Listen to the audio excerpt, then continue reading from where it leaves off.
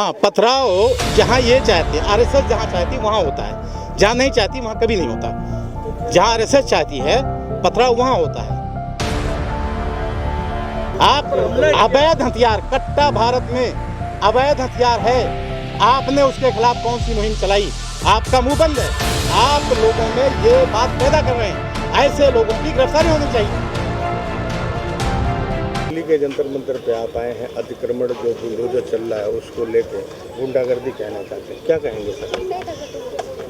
इधर आ जाओ। अभी जिस तरह से बुलडोजर की पॉलिटिक्स हुई है, जिस तरह से बुलडोजर की शुरुआत हुई है, मैं कहना चाहता हूँ 5 साल जब एमसीडी दिल्ली में मौजूद थी तो ये बुलडोजर 5 साल क्यों सोया रहा? इलेक्शन आने पर ही इनको बुलडोजर क्यों याद आया? इसलिए मैं कहना चाहता हूँ कि ये लोगों में खौफ पैदा करके, ये लोगों में माहौल को ख़राब करके, अपने वर्ग को खुश करने के लिए दूसरे वर्ग को दबा कर ये इस मुल्क में। लेकिन देखा जाए तो अतिक्रमण थी, रोड पे इनके घर मकान बने थे, उसको तोड़ा जा रहा है। कोई अंदर घुस के तो तोड़ नहीं रहे इसको। अभी जहांगीरपुरी में अतिक्रमण तोड़ा गया या मकान तोड़ा गया? आप लोग वहाँ थे, आपने देखा है? आपने देखा क्या तोड़ा गया है? आपने बच्चे से आपने लोगों ने जो तस्वीर दिखाई, दुकान से बच्चा पैसे इकट्ठा कर रहा है, छोटा बच्चा, आप लोगों ने देखा है ना? वो क्या था? वो सड़क पे था, अतिक्रमण था, उसका घर था, घर की दुकान थी। आप लोग ऐसा सवाल करेंगे? असल में गोदी मीडिया जो है, देखिए आप लोग ही ईमानदार नहीं हैं। आप लोगों को अपना धर्म का ज्ञान होना चाहिए, आपको निष्पक्ष होना चाहिए। चौथा स्तंभ आप तब बनेंगे जब आप किसी की गुलामी का काम करेंगे, तो आप चौथा स्तंभ नहीं रह सकते। आप आरोप लगा रहे हैं मीडिया पे, देखा जाए कि कांग्रेस की सरकार राजस्थान में, वहाँ मंदिर का गेट तोड़ा गया, वहाँ नहीं कुछ बोला गया, किसी ने नहीं कुछ बोला। देखिए आप मौजूदा सवाल, अभी हम दिल्ली में बात कर रहे हैं, ठीक है ना? दिल्ली में आप बताएं, अभी 16 तारीख को हमारा है डेमोन्स्ट्रेशन था, ठीक है ना, जिस दिन वहाँ पर वो हादसा गुजरा है। आप जैसे लोगों ने कहा वहाँ प्रोपेगेंडा हुआ, उसके बाद वहाँ पहुँचे, जबकि ऐसा कुछ था नहीं। तो आप बताइए उन लोगों को क्या कहा जाए जो लोग इस तरह का प्रोपेगेंडा पैदा करके लोगों को माहौल। आपसे मैं सवाल कर रहा हूँ कि आप लोग बताइए, महंगाई पर आपके पास कितना टाइम है? बेरोजगारी पर आप नौजवान हैं, आप पत्रकारिता कर रहे हैं। मेरा आपसे सवाल है कि आज देश का नौजवान तड़प रहा है। 3 साल से नौजवान हमारा आर्मी में, पुलिस में भर्ती के लिए कितनी मेहनत करके, चूँकि आजकल ये शर्त है कि दौड़ में पहले पास होना चाहिए। 3 साल की जिसने मेहनत की होगी, आप बताइए आज उनकी उम्रें निकल रही हैं, क्या हमारी सरकार उस पर कुछ तय कर रही है? क्या आप लोग उस पर मुँह खोल रहे हैं? क्या कुछ बोल रहे हैं? क्या तख्ता भी लगा हुआ है, अतिक्रमण एक बहाना है हिंदू मुस्लिम करवाना है, इसको क्या कहेंगे? मैंने उस पर बार बार कहा है। आप लोग अगर उस पर बार बार सवाल करते हैं तो ठीक नहीं है। मैंने उस पर अपनी स्पीच में कहा कि देखिए हमारी एमसीडी के पास मुद्दे हैं, सफाई व्यवस्था है, शिक्षा व्यवस्था है, स्वास्थ्य व्यवस्था है, इस पर क्या हो रहा है? मैं आपसे सवाल कर रहा हूँ, आप लोग इसे क्यों उछाल रहे हैं? आप इस पर चर्चा करिए ना।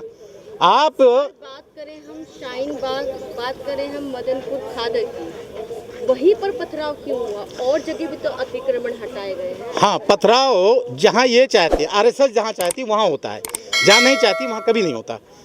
जहाँ आरएसएस चाहती है पथराव वहाँ होता है।